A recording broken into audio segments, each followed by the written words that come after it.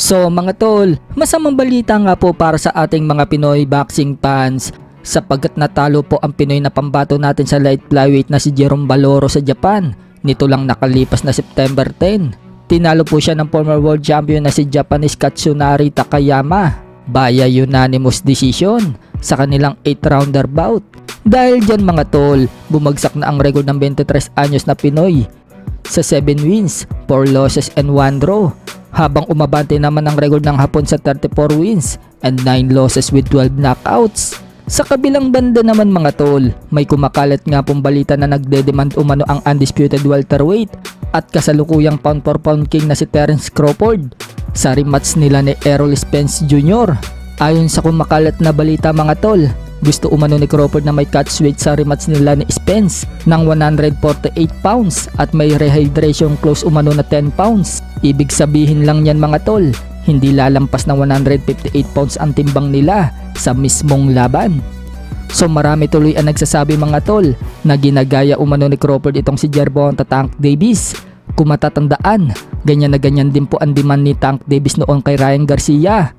Ganun pa man, wala pa naman pong balitang nanggaling sa kampo ni Crawford at Spence tungkol dyan. Kumakalat pa lang po sa Twitter ang balitang yan. Kung totoo nga po yan mga tol, marami ang madidismaya kay Crawford. Gayong nagsabi pa naman siya na aakyat siya ng 168 pounds upang sagupain si Canelo Alvarez. Samantala, nalilink naman po si Naoya Inoue dito sa kasalukuyang IBF Featherweight World Champion Luis Alberto Lopez. Isa umano si Lopez ang posibilidad na makalaban ni Inoue kapag umakyat daw itong si Inoue sa featherweight division. May laban nga po bukas itong si Luis Alberto Lopez kontra Joet Gonzalez sa Amerika.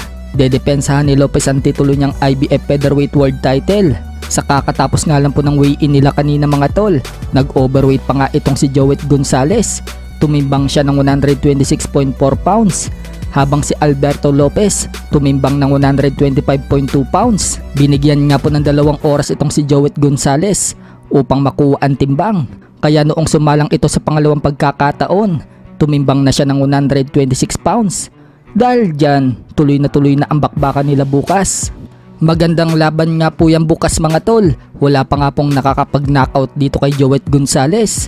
Ang 3 talo niya mula lang sa desisyon mula kina Emmanuel Navarrete, Isaac Dugbay at Shakur Stevenson. Kaya mapapalaban ng gusto si Lopez dyan bukas. Si Gonzalez nga din po mga tol ang isa sa tumalo dito sa kababayan natin na si Gio Santissima.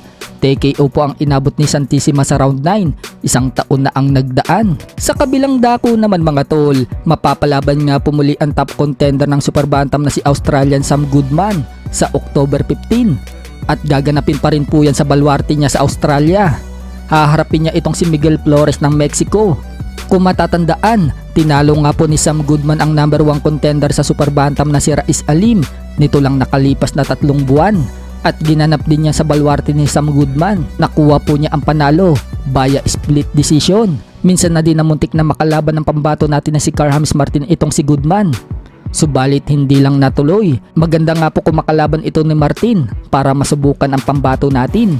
Kung tatalunin niya itong si Sam Goodman mga tol, tiyak na lalong hahangaan itong si Wonderboy na mga fans.